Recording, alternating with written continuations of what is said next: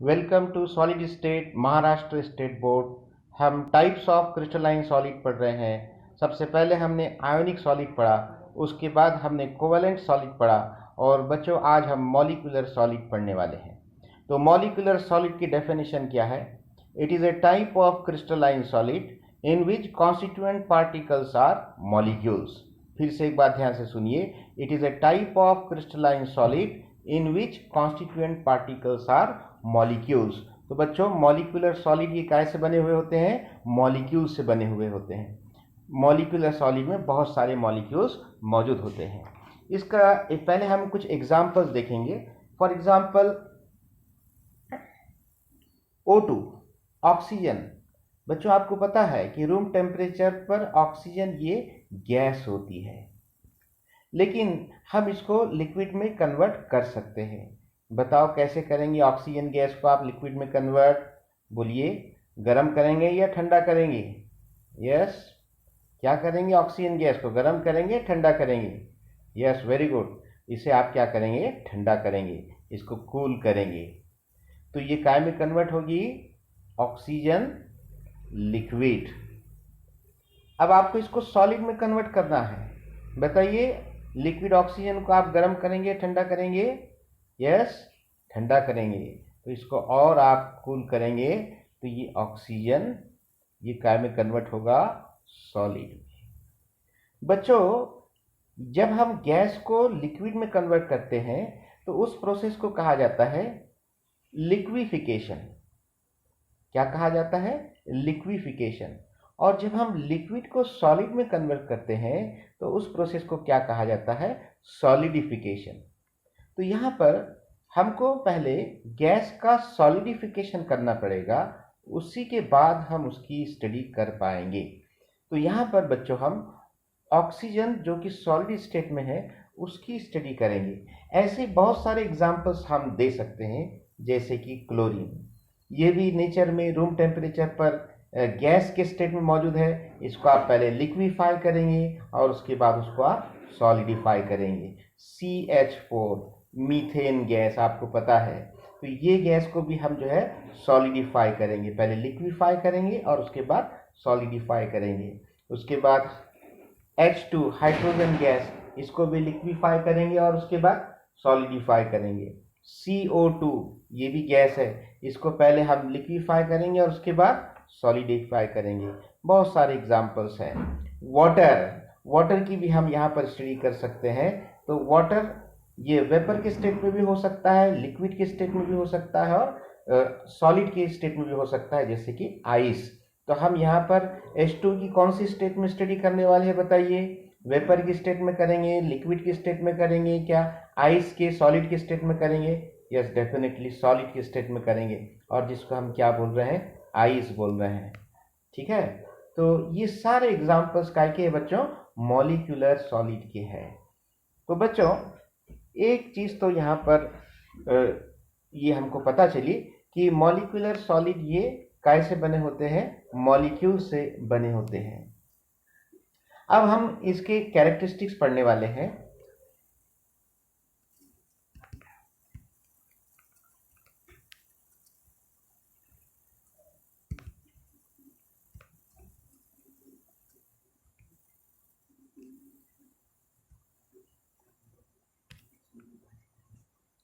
The constituent particles of molecular solids are molecules और unbonded single atom। तो molecule भी हो सकता है या एटम भी हो सकता है। सिंगल एटम कहाँ पर होगा बच्चों? जितने भी नोबल गैसेस है, helium, neon, argon, krypton, xenon, radon, तो आपको पता है कि ये किसी से बॉन्ड नहीं होते, किसी से अटैच नहीं होते, किसी से जुड़ते नहीं। तो ये सब सिंगल एटम। तो ये भी गैस को हम लिक्विफाई करेंगे और फिर उसके बाद सॉलिडिफाई करेंगे। तो हम solid helium, solid neon, solid argon, ये भी सारे एग्जांपल्स किसके हैं बच्चों? मॉलिक्यूलर सॉलिड के हैं। सेकंड पॉइंट देखते हैं क्या है। The bonds within the molecules are covalent bond. Molecule के अंदर जो बॉन्ड होता है वो कोवैलेंट बॉन्ड होता है। अभी हमने देखा था एग्जांपल Cl2। Cl2 कौन सी स्टेट में हम स्टडी कर रहे हैं? सॉलिड के स्टेट में। Cl2 का फॉर्मूला हम ऐसे लिख सकते हैं, Cl सिंगल बॉन्ड Cl। तो दो क्लोरीन एटम के बीच में जो बॉन्ड है, ये बॉन्ड का नाम क्या है बच्चों? Covalent bond. Covalent bond, yes, ये कोवैलेंट बॉन्ड है। The bonds within the molecules are covalent bond. बात समझ में आ रही है? चलिए आगे देखते हैं। The molecules are held together by various intermolecular forces of attraction। intermolecular forces of attraction किसे कहा जाता है? सपोज यहाँ पर Cl सिंगल बॉन्ड Cl, ये एक मॉलिक्यूल हो गया, और इसके बाजू और एक मॉलिक्यूल में बनाऊंगा Cl सिंगल बॉन्ड Cl। ये दो मॉलिक्यूल के बीच जो फोर्स ऑफ अट्रैक्शन रहेगा, इसे क्या कहा जाता है? Inter molecular force of attraction, यही फोर्स है। तो इसी की बात यहां पर कर रहे हैं। तो इसमें intermolecular forces of attraction 3 types के होते हैं। जो ए बताया गया है, weak dipole dipole interaction. Dipole dipole interaction जो कि वीक होता है इन polar molecules such as solid HCl, solid H2O, solid SO2, which possesses permanent dipole moment। थोड़ा हम इसको एक्सप्लेन करेंगे।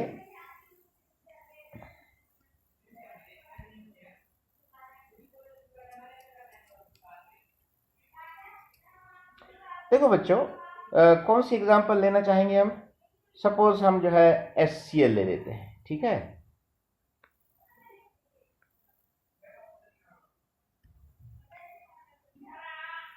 HCl, इसको हम कैसे लिखेंगे? H single bond Cl।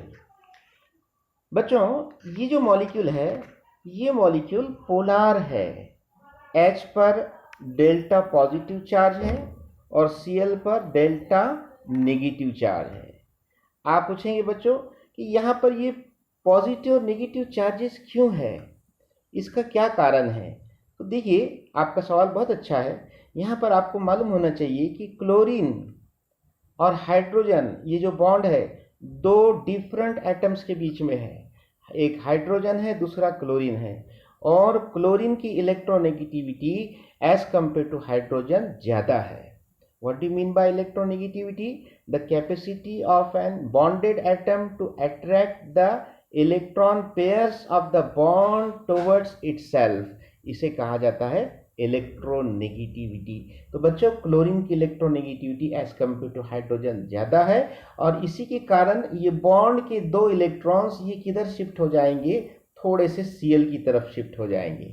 They get slightly shifted towards Cl, और इसी के कारण Cl पर स्मॉल नेगेटिव चार्ज तैयार हो जाएगा, क्योंकि ये जो इलेक्ट्रॉन्स है Cl के थोड़ा सा नज़दीक आ गए और हाइड्रोजन से थोड़े से दूर चले गए हैं, थोड़े से दूर गए हैं। इसीलिए Cl पर स्लाइट नेगेटिव चार्ज या स्मॉल नेगेटिव चार्ज, और हाइड्रोजन पर स्मॉल पॉजिटिव चार्ज बताया गया है। ये डेल्टा बच्चों ग्रीक लेटर है, और ये डेल्टा का मतलब होता है स्मॉल या स्लाइट या पार्शियल पॉजिटिव चार्ज। ओके, तो ये मॉलिक्यूल क्या है बच्चों? पोलार है। अब सवाल ये आ रहा है कि मॉलिक्यूल टेम्पररी पोलार है क्या परमानेंट पोलार है? ये हमेशा पोलार रहेगा कि मैं आपको यहां बता रहा हूं सिर्फ पोलार, बाद में ये नॉन पोलार बन जाएगा, ऐसा कुछ है क्या? नो, ये हमेशा पोलार रहेगा। इसका ये जो नेगेटिव और पॉजिटिव सेंटर हमेशा के लिए रहेगा। इसका मतलब इसको डायपोल मोमेंट रहेगा, और वो डायपोल मोमेंट की कोई ना कोई वैल्यू रहेगी, मतलब जीरो तो नहीं रहेगी, कोई वैल्यू रहेगी जीरो से ज्यादा। इसीलिए हम बोलते हैं कि इस मॉलिक्यूल को permanent, yes, permanent non zero, मतलब जीरो नहीं, नॉन जीरो डायपोल मोमेंट रहेगा। अब आपको पता है कि सॉलिड स्टेट में मॉलिक्यूल्स के बीच का डिस्टेंस बहुत कम होता है, ये हमने फर्स्ट लेक्चर में देखा है। तो यहाँ पर HCl सॉलिड में बहुत सारे HCl के मॉलिक्यूल्स एक दूसरे के बहुत नियर है, तो हम उनको थोड़ा बताने की कोशिश करेंगे। यहाँ पर देखिए H single bond Cl, H पर पॉजिटिव चार्ज, Cl पर नेगेटिव चार्ज, ये उसी तरह से, ठीक है। यहाँ पर और एक ले लेते हैं हम, यहाँ पर H single bond Cl, H पर पॉजिटिव चार्ज, Cl पर नेगेटिव चार्ज। तो यहाँ पर क्या होने वाला है, देखिए कि HCl के बहुत सारे मॉलिक्यूल सॉलिड में एक दूसरे के बहुत नज़दीक मौजूद है, बहुत करीब है एक दूसरे के। तो इसलिए इसका जो नेगेटिव सेंटर है, Cl पर नेगेटिव चार्ज और H पर पॉजिटिव चार्ज, इनके बीच एक फोर्स ऑफ अट्रैक्शन तैयार होगा। इसके कारण यहाँ पर एक वीक बॉन्ड फॉर्म होगा। तो यहाँ पर ये जिसको हम डॉटेड लाइन से बताएंगे, ओके। वैसे ही यहाँ पर ये सेकंड वाला जो HCl मॉलिक्यूल है, इसका नेगेटिव सेंटर और नीचे वाला जो उसके बाजू जो HCl है उसका पॉजिटिव सेंटर, इसके बीच भी एक वीक बॉन्ड तैयार होगा, एक वीक इंटरेक्शन तैयार होगा। तो इस वीक इंटरेक्शन को हम क्या बोल रहे हैं कि डायपोल डायपोल इंटरेक्शन। ये डायपोल डायपोल दो बार क्यों कहा जा रहा है, देखो इस बॉन्ड में दो पोल इन्वॉल्व है, नेगेटिव और पॉजिटिव, तो ये होगा डायपोल डायपोल। और इस बॉन्ड के फॉर्मेशन में भी दो पोल है, नेगेटिव और पॉजिटिव, तो ये तो कितना हो गया, ये इधर एक डायपोल और इधर एक डायपोल, इसीलिए तो दो बार कहा जा रहा है डायपोल डायपोल इंटरेक्शन। बच्चों डायपोल डायपोल इंटरेक्शन, इसको हम बॉन्ड नहीं बोल सकते हैं। एक यहाँ पर सिर्फ weak electrostatic force of attraction है और उसी को नाम दिया गया डायपोल डायपोल इंटरेक्शन, जो कि वीक है। और ये सिर्फ कहाँ देखने को मिलेगा हमको, पोलर मॉलिक्यूलर सॉलिड्स में। तो इसी बिना पर हम ये कह सकते हैं कि मॉलिक्यूलर सॉलिड को फिर से तीन टाइप में सब डिवाइड किया गया है।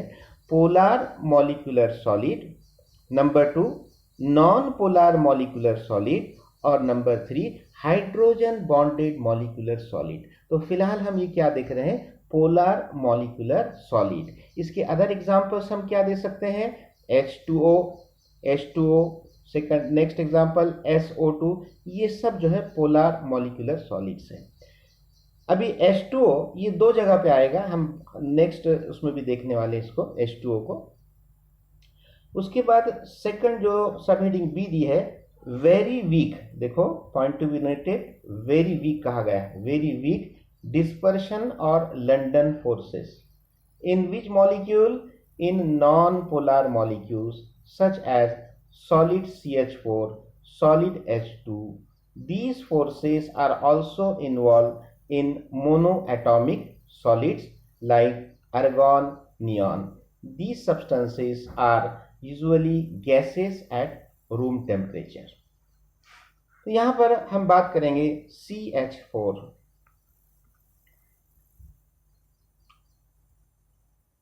तो CH4 ये सॉलिड की बात कर रहे हैं, और ये सॉलिड कैसा है, नॉन पोलर मॉलिक्यूलर सॉलिड। ये नॉन पोलर है। इसको नॉन पोलर हम क्यों बोल रहे हैं, क्योंकि इसका जो इसके जो डायपोल मोमेंट है ये परमानेंट नहीं है, यानी कि टेम्पररी है, और इसीलिए ये क्या हो गया, नॉन पोलर हो गया। तो इनके बीच जो फोर्स रहेगा, जो इंटरेक्शन रहेगा, उसे क्या कहते हैं, लंडन फोर्सेस। सेकंड एग्जांपल है H2। H2 को हम ऐसे लिख सकते हैं H single bond H, H single bond H, H single bond H। ऐसे बहुत सारे मॉलिक्यूल्स हैं और इनके बीच जो इंटरेक्शन रहेगा इसे क्या कहा जा रहा है, लंडन फोर्सेस। बच्चों ये नाम याद रखने के लिए बहुत इजी है, लंडन फोर्सेस।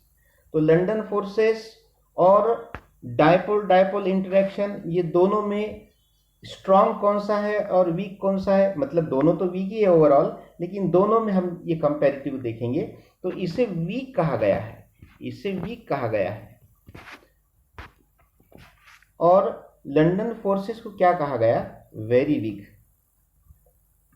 तो हम अगर कंपैरेटिव स्टडी करते हैं तो हम बोल सकते हैं, क्या बोल सकते हैं कि डायपोल डायपोल इंटरेक्शन ये comparatively as compared to London forces क्या होता है, थोड़ा सा स्ट्रांग होता है, और लंडन फोर्सेस क्या होते हैं या डिस्पर्शन फोर्सेस थोड़ा वीक होते हैं। ओके, तो ये हमारी बात समझ में आ गई होगी शायद आपकी।